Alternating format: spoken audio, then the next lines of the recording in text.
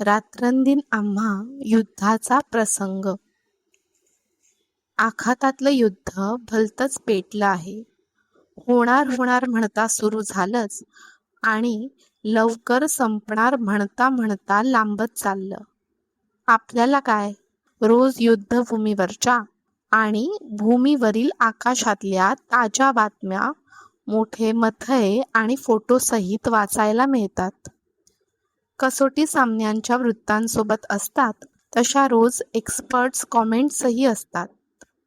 दूरदर्शनवरच्या बातम्यांमध्ये युद्धाची दृश्यही दाखवली जात आहेत. अनेक जण व्हिडिओवर वॉर फिल्मची कॅसेट बघावी तशा उत्साहानं व अलिप्ततेने ती बघतायत. युद्ध जोपर्यंत आपल्यापर्यंत थेट पोहोचत नाही तोपर्यंत काही काळजीचं कारण नाही असं बहुतेकांना झालंय. नाहीतरी पंजाब काश्मीरमधल्या हिंसाचाराच्या बातम्यांची आता सवय झालेलीच आहे. हे अधिक व्यापक, आधुनिक शस्त्रास्त्रांसहित आणि हवाई युद्धामुळे नेत्रदीपक. आमच्या समोरचे टिंबले मात्र याला अपवाद आहेत. सगळ्याच गोष्टीचं दूरदृष्टीनं प्लॅनिंग वगैरे करण्याच्या त्यांच्या स्वभावामुळे युद्धजन्य परिस्थिती निर्माण होताच त्यांनी सावधगिरीनं पावलं टाकायला सुरुवात केलीच. राष्ट्रसंघाने इराकला कुवेतमधून फौजा मागे घेण्यासाठी फरमावलं आणि अमेरिकेने 15 जानेवारी ही मुदतीची शेवटची तारीख असं जाहीर केल्याबरोबर टिंबल्यांनी घरात एकदम 2 डझन खजुराची पाकिटं आणून टाकली. Imported seedless variety. ते गेली 12 वर्ष डॉक्टरांच्या सांगण्यावरून खजूर खातात.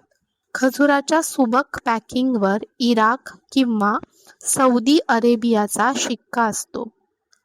आता हा स्टॉक वर्षभर पुरेल असं टिंबले म्हणाले.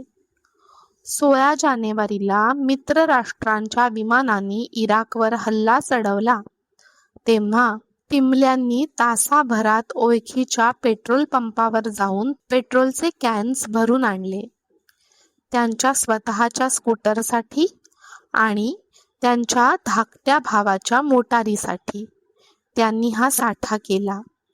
भाऊ बिनधास्त आहे, त्याच्या कारची ह्यांनाच काळजी. दुसऱ्या दिवशी टिंबल्यांनी 2 एक्स्ट्रा गॅस सिलेंडर्स, गोड तेल आणि खोबरेल तेलाचे 2 मोठे डबे, शिवाय मोहरीचं तेल, तिळाचं तेल आणि डोक्याचं तेल म्हणजे हेअर ऑइल हेही आणून टाकलं. कुठल्याही तेलाचं आता काही सांगता येत नाही, धोका पत्करायला नको असं ते म्हणाले.